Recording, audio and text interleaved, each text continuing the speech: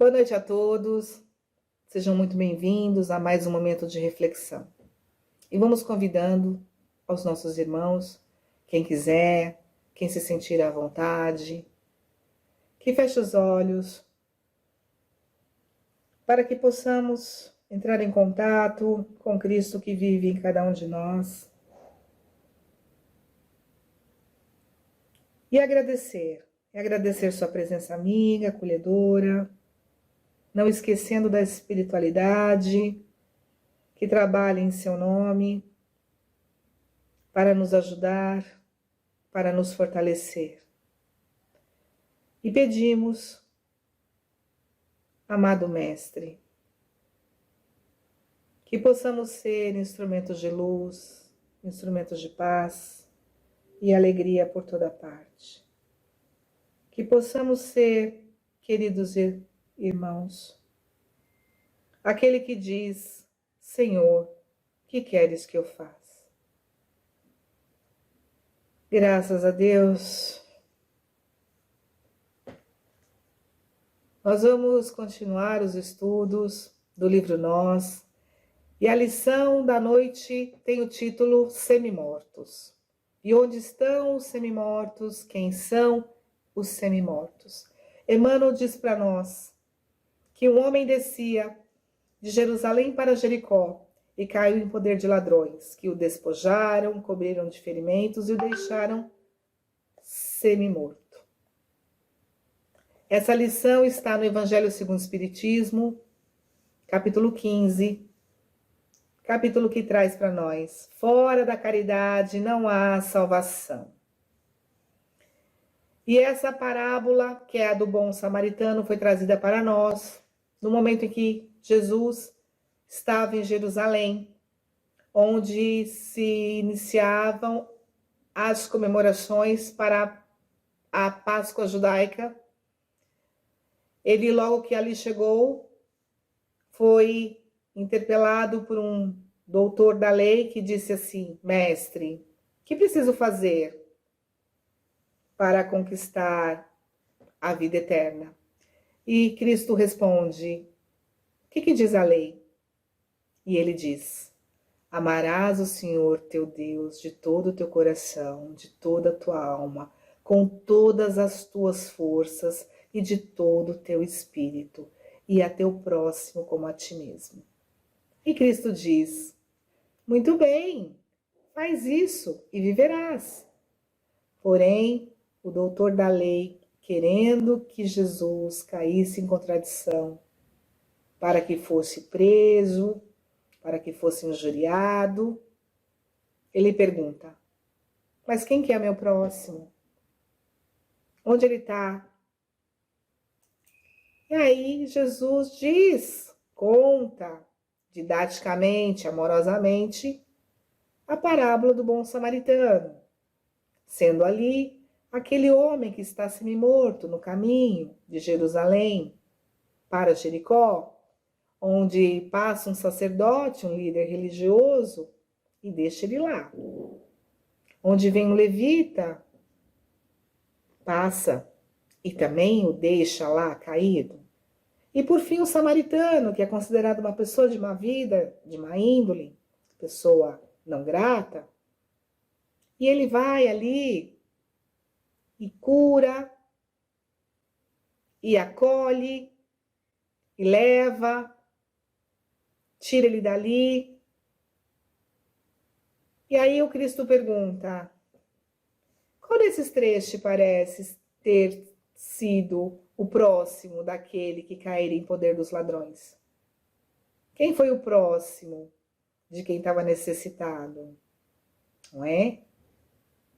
E o doutor responde: aquele que teve misericórdia. Ele não diz o samaritano, não é? Porque ele era um grupo de pessoas que estava à margem, né? Que eles não consideravam. Mas era ele. Era impossível negar a sua atitude, impossível negar aquele gesto grandioso. E por que será que o Cristo trouxe para nós a figura do samaritano? E não só na parábola do bom samaritano, mas em outros momentos também, para dizer para nós que para fazer o bem, basta fazer. Não precisamos pensar, não é? Que estamos apressados, que não podemos fazer, não precisamos e não podemos ter medo de auxiliar os nossos irmãos. E aí nós perguntamos quem é o nosso próximo. É aquele que está na nossa casa, é aquele que está no nosso trabalho, a nos incomodar, é aquele que nós encontramos no transporte público, é aquele que está reunido com outros irmãos, vivendo numa situação de dependência química, são os nossos irmãos que estão sem teto, são os nossos irmãos que estão no meio de uma guerra. Quem é o nosso próximo?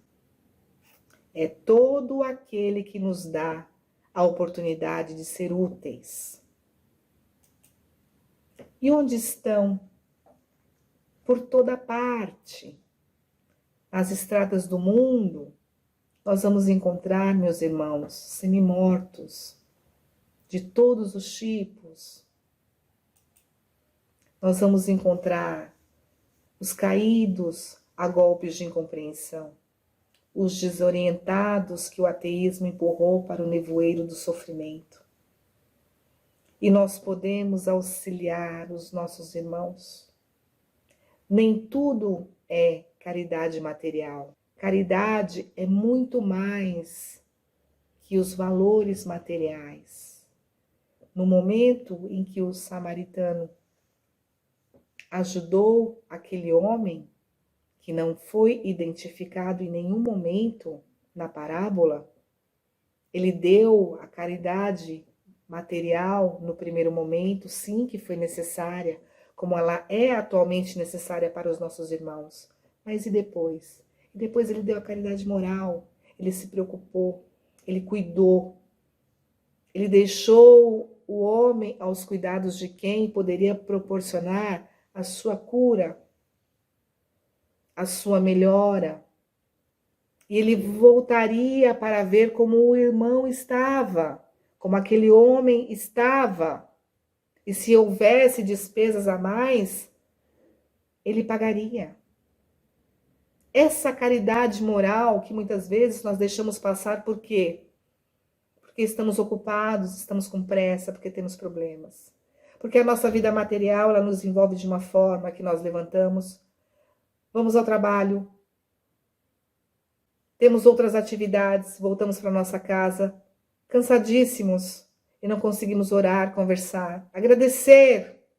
E só conseguimos pensar no dia seguinte em que todas as atitudes se repetirão. E assim nós criamos o automatismo para nós e vamos perdendo a oportunidade de ser úteis, de caminhar lado a lado com os nossos irmãos. Sim. Porque nós estamos nessa vida que é um eterno caminhar. Alguns vão ficar parados por algum tempo, mas certamente serão chamados a caminhar em outras oportunidades. Os mutilados da mente que a calúnia atropelou em trabalho pleno.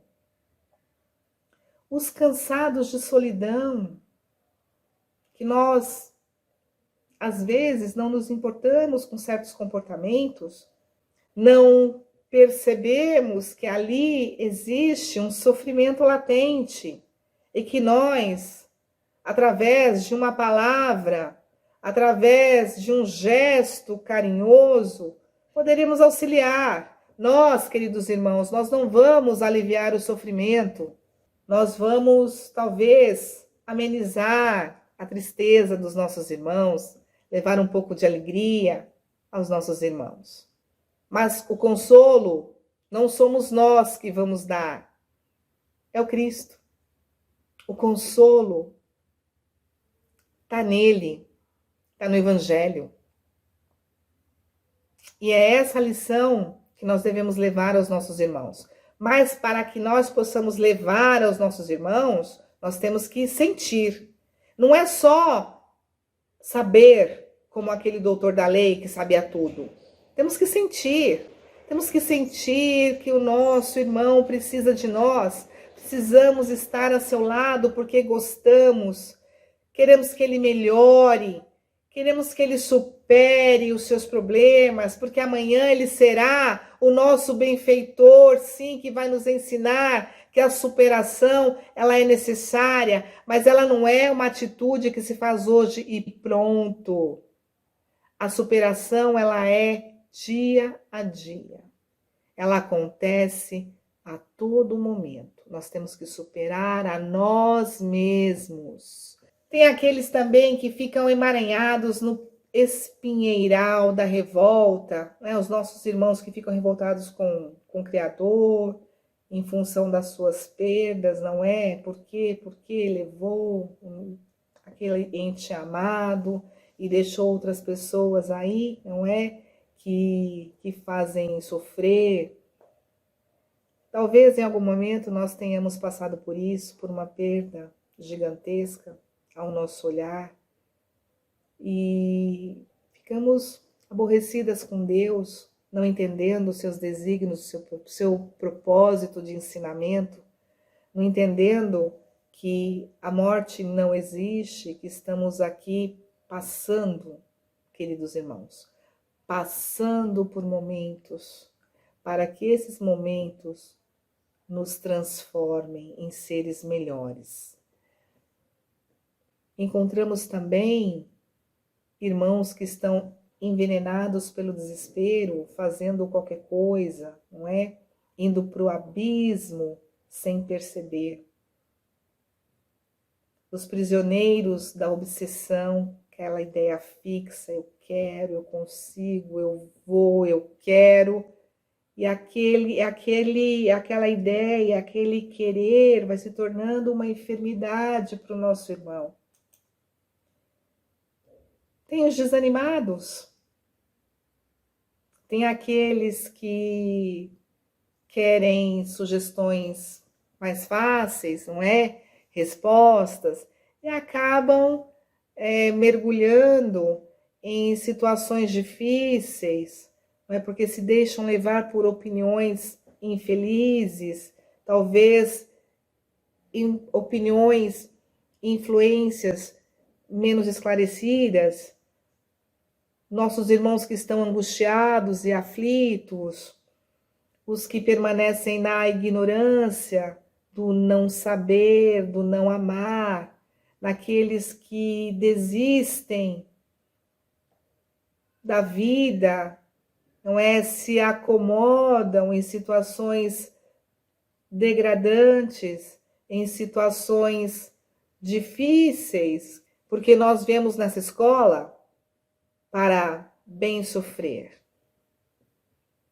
para aceitar o que nós não podemos mudar, para evitar o que nos compete, seja um acontecimento que vai nos trazer uma consequência ruim, para aumentar, ampliar, expandir as boas atitudes, os bons pensamentos. São tantas coisas que nos cabem, queridos irmãos, e muitas vezes nós ficamos semi-mortos. Nós ficamos engessados em alguma parte da nossa vida.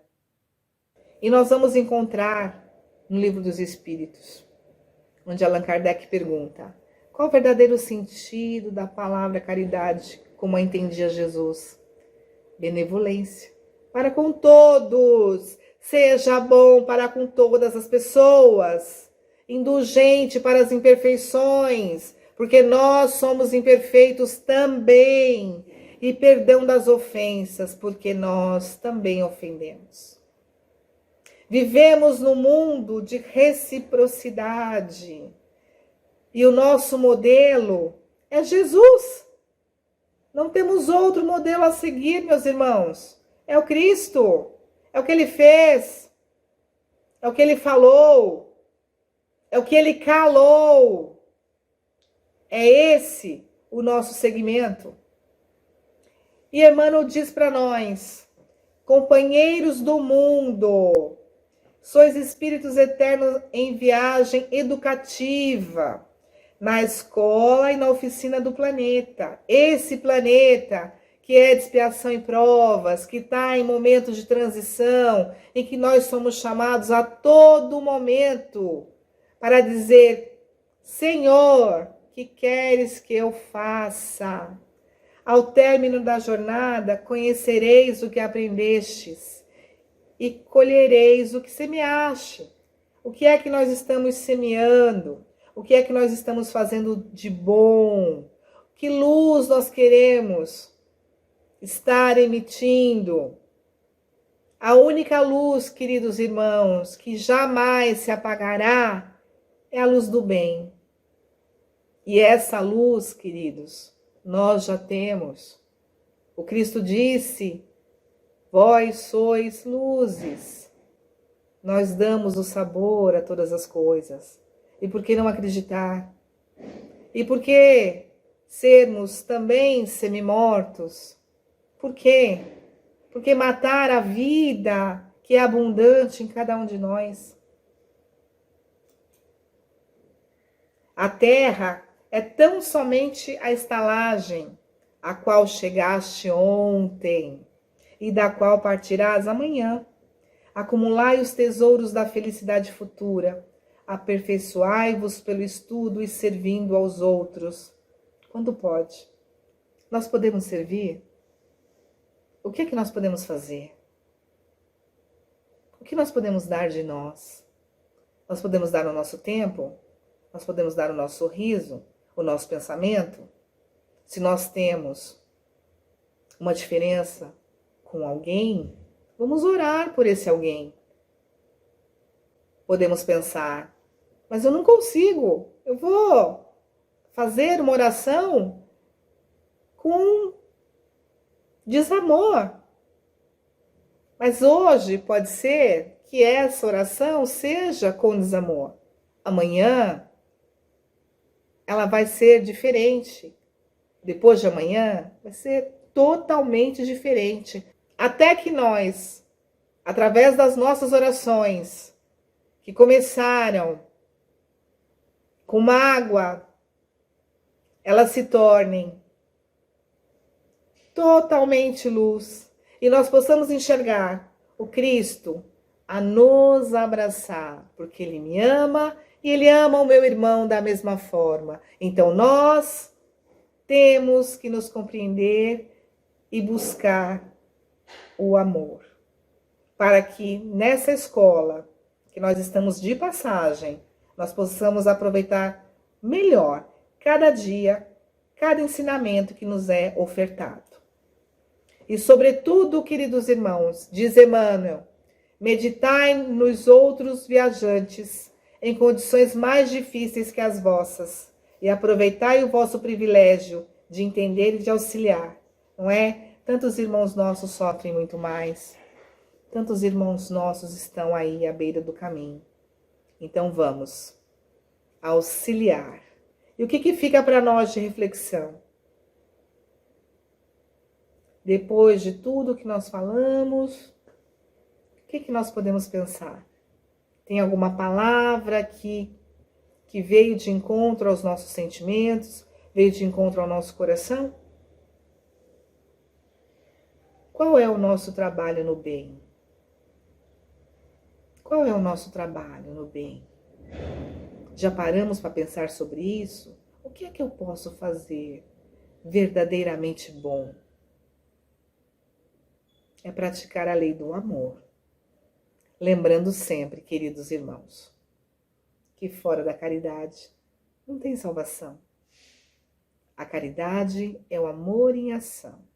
A caridade reúne todas as virtudes e a caridade representa o amor a Deus, o amor ao próximo e o amor a nós mesmos. Que nós possamos, queridos irmãos, estar sempre juntos, aprendendo, melhorando, nos corrigindo, para que, ao lado do Cristo, sejamos realmente os defensores do amor e da paz. Graças a Deus.